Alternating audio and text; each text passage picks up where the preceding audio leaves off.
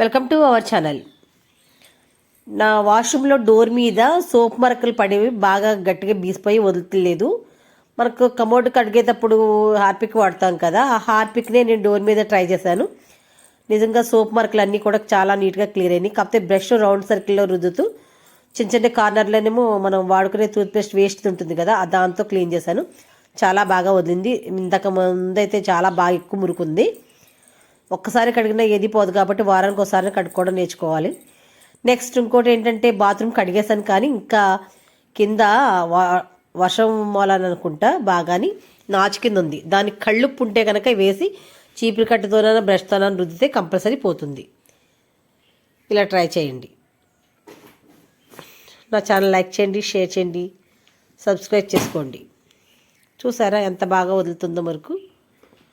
ఎందుకంటే రకరకాల కొనలేం కదా, ఉన్నదాన్ని అడ్జస్ట్ చేసుకోవడం అనమాట. ఏమంటారు? మీకు కూడా నచ్చితే కనుక ఇలా వాడి చూడండి, వదిలితే కామెంట్ పెట్టండి.